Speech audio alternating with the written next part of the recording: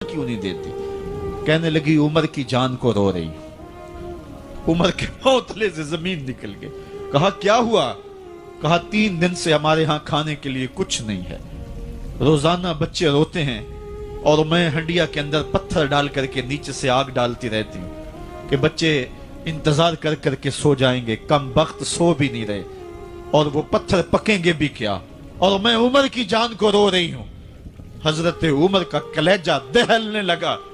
फौरन पलटे वापस बैतुल माल में आए, घी का एक कनस्तर लिया, आटे की बोरी ली, मिर्च मसाला जात बहुत कुछ उठाया, अपने कंधे पे रखा, बोरी अपनी कमर पे लादी।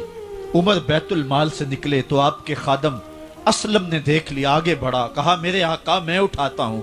उमर की आंखों में आंसू है। कहा असलम कयामत के दिन मेरा बोझ उठा लोगे? कहा कयामत के दिन तो अपना अपना बोझ उठाना पड़ेगा। कहा उमर